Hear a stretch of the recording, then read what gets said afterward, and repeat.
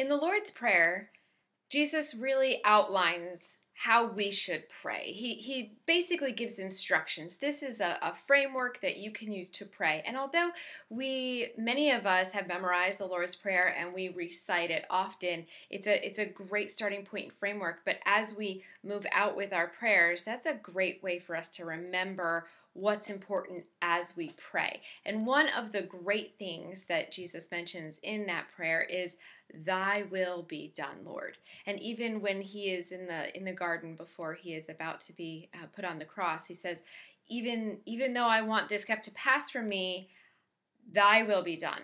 Not my will, but yours be done, Lord. And that's pretty incredible. That's pretty brave. And when you think about your prayers, are you saying, "Thy will be done, Lord, your will above my will"? Or are you giving him this laundry list of things that you want? Are you harping on this one thing that you've wanted for so long and you've never gotten it, and you are unwilling to move on that one prayer that you want, that one thing? Can't I just have this one thing? Or sometimes we get hung up, right, on what we think we need, but if we change our hearts, then we're more likely to actually accept his will and live life more abundantly. In 1 Samuel 8, you can read the story. I highly recommend that you do. But the Israelites tell Samuel, who is their prophet, that they now want a king. They don't want just a prophet, they want a king to rule over them. And Samuel warns them, after talking to the Lord, that the king is going to take from you. He will take your daughters, he will take your grain, he will take a tenth of all you have, he will take your servants and your slaves and all of these things that he is going to take from you that are going to be his. And the Israelites, they don't care. They say, "We just want this head figure. We want someone to lead us into battle. We want someone with flesh and bones that we can trust." Meaning, we don't trust God to give us what we need.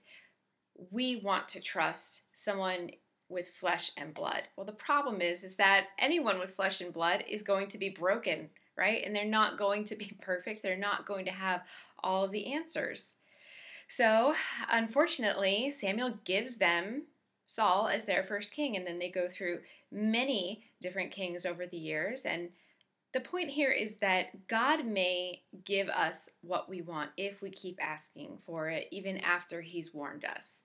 He may give us that thing which will actually cause destruction, because even though Israel had David and Solomon as great kings early on in the game here, there were generation after generation after generation of terrible kings. Israel became divided into Judah and Israel, and they suffered idol worship over and over again. They suffered destruction and slavery under many corrupt kings that did not listen to the Lord's prophets. So if you want to live abundantly, pray for God's will to be done. Tell him, "This is what my want is right now, but I bow to your will, Father. Your will ultimately be done." Because his will might hurt in the short term. It might have to grow you to trust what you don't see. It might grow you to have to walk through the struggle or the trial that you are right now. But ultimately, the Lord brings more life than we could have ever imagined. David and Solomon were successful for Israel precisely because they were wise enough to trust God and be obedient to his instructions and seek his will first. Even when his instructions seemed hard and they didn't really seem to make sense, they still trusted in the Lord first and bent to his will, rather than try and stand up and go before the Lord on their own. So trust the Lord. He sees a bigger picture than you can imagine.